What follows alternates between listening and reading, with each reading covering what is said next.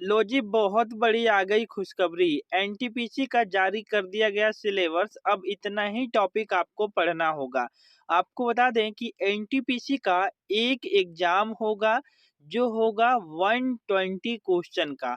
इसमें जो 40 क्वेश्चन होंगे आपके वो होंगे नॉन टेक्निकल पार्ट के, और 80 क्वेश्चन जो होंगे वो होंगे माइनिंग डिसिप्लिन के। तो इसी टॉपिक पर आज के वीडियो में हम बात करने वाले हैं। तो आप लोगों को वीडियो स्टार्ट करने से पहले एक जानकारी भी देना चाहते हैं कि एनटीपीसी एनिमल का सिलेबस हम स्टार्ट कर रहे हैं दोस्तों, कोचिंग के माध्यम से। अगर आप लोग एनटीपीसी एनिमल के लिए माइनिंग की कोचिंग करना चाहते हैं तो कांटेक्ट जरूर कीजिए। इसके अलावा नोट्स भी अवेलेबल है। आपको बता दें कि सिलेबस अकॉर्डिंग नोट्स माइनिंग का ऑलरेडी तैयार है। अगर आप लेना चाहते हैं तो कांटेक्ट जरूर कीजिए। आइए बात करते हैं हमारे टॉपिक पर और सिलेबस के एक एक बिंदु पर। तो आ जाइए दोस्तों सिलेबस के टॉपिक पर। एक एक पॉइंट पर बात करेंगे और कंप्लीट जानकारी देंगे, बुक सजेशन भी देंगे कि कौन सी बुक इसके लिए पढ़ना चाहिए, और साथ में जो है आप लोगों को हम कोचिंग भी कराएंगे और इसके अलावा नोट्स भी देंगे। आइए बात करते हैं टॉपिक पर। पहला है जनरल एप्टीट्यूड इंडिकेट सिलेबस। याद रखिए ये सभी लोगों के लिए सेम रहेगा, चाहे आप माइनिंग से हो या फिर आप जो है इलेक्ट्रिकल हो, मैकेनिकल हो, सर्वे हो, माइनिंग सरदार हो, ओवरमैन हो, मैगजीन इंचार्ज हो, इसके अलावा वीटीआई हो। ठीक है, यानी कि वोकेशनल ट्रेनिंग इंस्पेक्टर के लिए भी इसमें सभी लोगों के लिए जो नॉन टेक्निकल पार्ट है वो सेम रहेगा।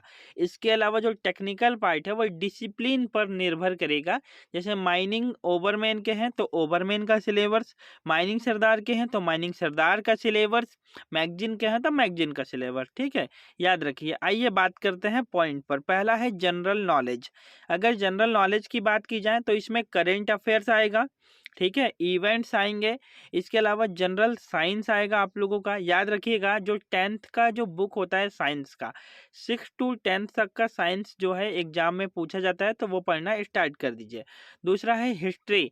हिस्ट्री में आप लोग क्या कर सकते हैं, जो सोशल साइंस का बुक होता है उसको आप कवर कर लीजिए। ठीक है, उसमें हो जाएगा आपका। नेक्स्ट है जियोग्राफिक। जियोग्राफिक के लिए आप जो है यूट्यूब पर वीडियो देख सकते हैं। इसके अलावा है पॉलिटिकल साइंस, इसके लिए भी सोशल साइंस से कवर हो जाएगा। नेक्स्ट है डेट, यानी कि कौन सी तारीख को क्या पड़ता है, ठीक है, कौन सा दिन, ये डेट वाला है। नेक्स्ट है फेमस प्लेस। फेमस प्लेस जैसे कि world heritage site in India, ठीक है, या फिर जो है आपसे सूर्य का मंदिर कहाँ पर है, ठीक है, ये सब पूछ सकता है।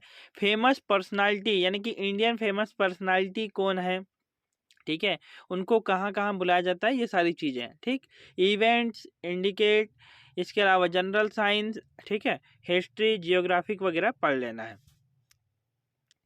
अब आ जाते हैं इंग्लिश पर। इंग्लिश पर सबसे पहले जो आपको पढ़ना है दोस्तों वो पढ़ना है सिनोनिम्स, इसके अलावा एंटोनिम्स, ठीक है, फिर फिल इन द ब्लैंक्स पढ़ना है कि इसकी जगह पर क्या आएगा। करेक्ट स्पेलिंग पढ़ना है, स्पेलिंग को करेक्ट करना सीख जाइए, बच्चों की तरह इंग्लिश पढ़ना है दोस्तों। ठीक है, नेक्स्ट है आपका जेंडर, यानी कि मेल फीमेल या ट्रांसजेंडर क्या होता है उसके बारे में जानना है। सिंगुलर पढ़ना है, प्लूरल पढ़ना है, ठीक है, इसके अलावा आइडोम्स या फेरेस या वन वर्ड सब्स्टिट्यूशन, ठीक है, लॉजिकल सीक्वेंस, ये जो है इंग्लिश में कवर करना है। नेक्स्ट है आपका क्वांटिटेटिव एप्टीट्यूड, यानी कि ये है मैथमेटिक्स। मैथमेटिक्स तो पढ़ना ही पड़ेगा, क्वेश्चन बनाना पड़ेगा दोस्तों। इसमें पढ़ना सबसे पहला सिंप्लीफिकेशन, वेरी इजी है, ज़्यादा टेंशन लेने का नहीं है। ठीक है, नेक्स्ट है फ्रैक्शन, ठीक, और इसके बाद आपको पढ़ना है एलसीएम और एचसीएफ निकालना। एलसीएम निकालना रहता है, जैसे कि 36 का एलसीएम निकालिए क्या होगा, ठीक है, एचसीएफ निकालिए क्या होगा। नंबर सिस्टम आपको पढ़ना है, ठीक है, एवरेज आपको निकालने आना चाहिए। सिंपल इंटरेस्ट, यानी कि जो है साधारण ब्याज, कंपाउंड इंटरेस्ट, ठीक है, यानी कि चक्रवृद्धि ब्याज क्या होता है, परसेंटेज कैसे निकाला जाता है, ये कोई ज़्यादा हार्ड नहीं है, नॉर्मल ही है। ठीक है, प्रॉफिट एंड लॉस, लाभ और हानियां पढ़ना है कि जैसे रमेश ने सुरेश को इतने में इतने का माल लेकर के बेचा तो उसको कितने रुपए का लाभ हुआ।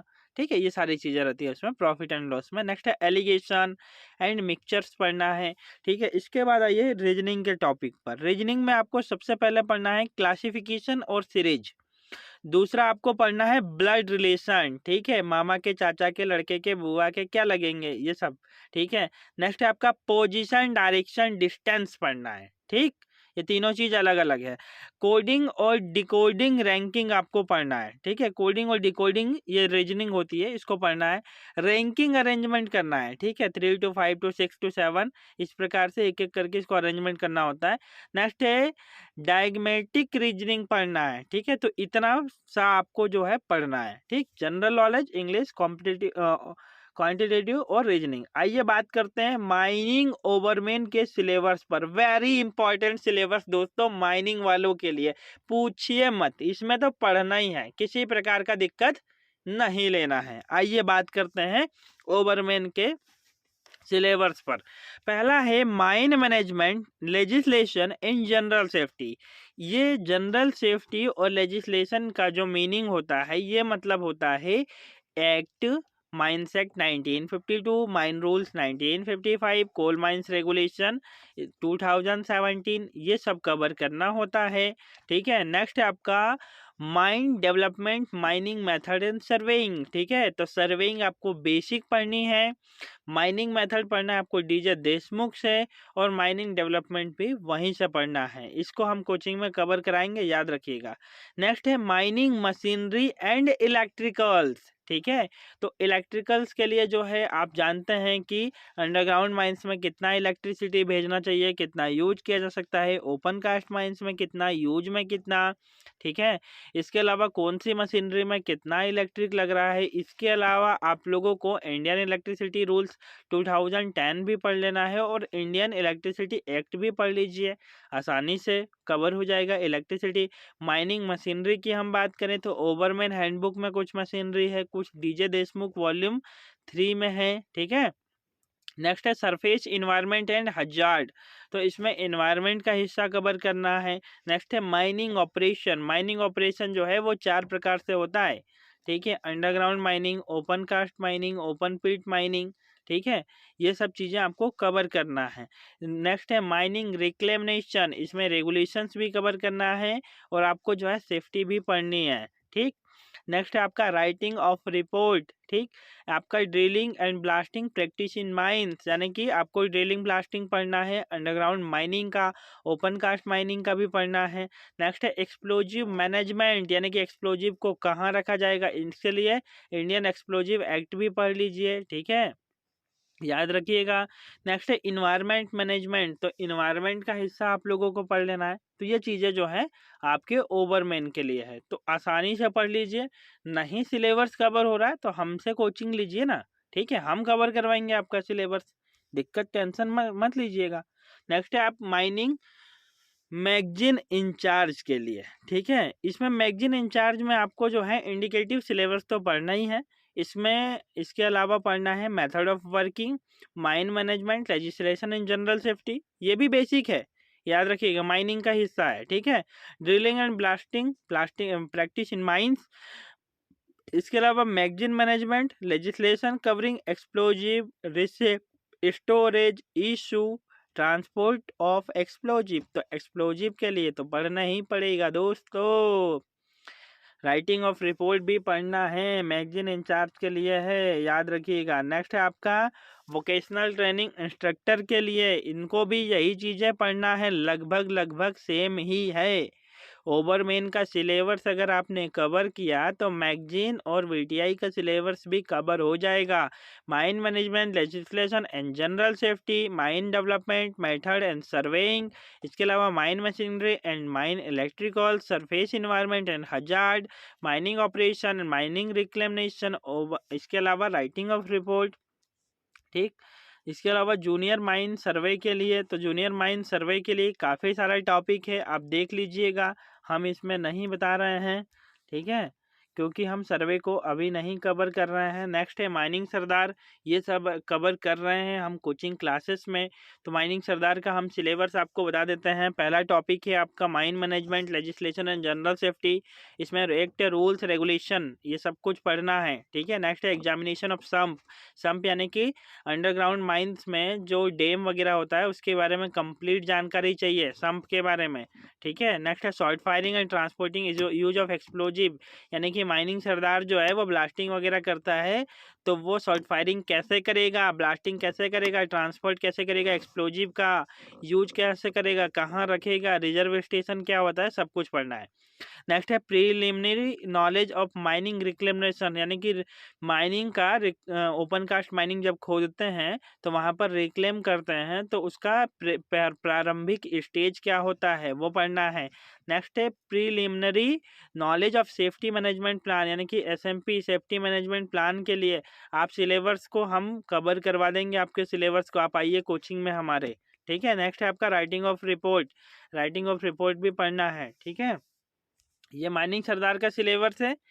और मैगजीन इंचार्ज का सिलेबस हो गया, और वीटीआई और ओवरमैन, 4 लोगों का जो सिलेबस होगा लगभग सेम ही है। आप ओवरमैन के सिलेबस पर फोकस करेंगे तो इसको आप कवर कर लेंगे, यानी कि किसी प्रकार का दिक्कत नहीं है दोस्तों, ठीक है। हम बताते जा रहे हैं, ये पूरा सिलेबस आपको जानकारी दी है। अब है आपका मैकेनिकल सुपरवाइजर के लिए, तो इसमें मैकेनिकल इंजीनियरिंग वाले ही फॉर्म भर सकते हैं। तो मैकेनिकल इंजीनियरिंग वालों को अपना डिसिप्लिन पढ़ना होता है, जैसे कि मैन्युफैक्चरिंग टेक्नोलॉजी क्या है, मेट्रोलॉजी क्या है, क्वालिटी कंट्रोल क्या है, थर्मल इंजीनियरिंग क्या है, रेफ्रिजरेशन एंड एयर कंडीशनिंग, ठीक है, स्ट्रेंथ ऑफ मटेरियल, ठीक। इसके अलावा थ्योरी, मशीन एंड मैकेनिज्म, इसके अलावा डिजाइन ऑफ मशीन एलिमेंट्स, ठीक, industrial engineering and management, basic electrical engineering. इसके अलावा mine legislation, mine machinery and maintenance service, इसमें भी लेजिस्लेशन का हिस्सा पढ़ना है, क्योंकि माइनिंग के बारे में जानकारी तो चाहिए ही। इसके अलावा राइटिंग ऑफ रिपोर्ट, इसके अलावा mechanical assembly, operation of mechanical tools, इतना कवर करिए। नेक्स्ट है इलेक्ट्रिकल सुपरवाइजर के लिए, तो इन्हें पढ़ना है electrical and electronics engineering, digital electronics, ठीक है। इसके अलावा इलेक्ट्रॉनिक्स डिवाइस एंड सर्किट्स, ठीक। इलेक्ट्रिकल सर्किट क्या होते हैं, AC machine, DC machine, battery, ठीक है। इसके अलावा बेसिक मैकेनिकल इंजीनियरिंग, बेसिक जो है इलेक्ट्रिकल, इसमें power system, mine machinery, legislation, writing report, power generation, transmission. तो ये सिलेबस आपको कवर करना है दोस्तों। तो उम्मीद करते हैं कि सिलेबस तो समझ में आ गया होगा कि लेजिस्लेशन है या फिर जो है क्या है आपका बेसिक नॉलेज है, राइटिंग ऑफ रिपोर्ट है, रिक्लेमेशन है, सॉल्ट फायरिंग है, ब्लास्टिंग है, एक्सप्लोजिव है, एग्जामिनेशन ऑफ सम्प है। तो ये सिलेबस जो है आपको हमने पूरा बता दिया, ठीक है, कि कौन कौन से सिलेबस में कौन कौन से टॉपिक आ रहे हैं। अब जो है एक जानकारी यह है कि आप लोग ध्यान से बुक्स को कवर करिए। अगर कहीं दिक्कत आता है, आपको नहीं समझ में आता है, तो आप मुझसे कांटेक्ट करिए, हम बता देंगे कि कौन सी बुक फॉलो करना है, ठीक है। इसके अलावा अगर आप हमसे कोचिंग लेना चाहते हैं तो अच्छी बात है, नहीं है तो भी अच्छी बात है, ठीक है। अगर आप लेंगे तो हम आपको पढ़ाएंगे ही। इसके अलावा मैं आप लोगों को बता दूं कि हम एक नोट्स भी तैयार कर रहे हैं एनटीपीसी के लिए। तो नोट्स भी अगर लेना चाहते हैं माइनिंग डिसिप्लिन को लेकर के, तो हम आपको नोट्स भी घर पहुंचा के देंगे, एमसीक्यू नोट्स बनाएंगे, सिलेबस 100% कोशिश करेंगे कवर करने की, ठीक है। तो यही है दोस्तों जानकारी आज की। वीडियो अच्छा लगा तो लाइक और शेयर जरूर करें, और माइनिंग से रिलेटेड 100% इन्फॉर्मेशन के लिए हमारे इस चैनल को सब्सक्राइब जरूर कीजिए। Thank you friend, thanks for watching.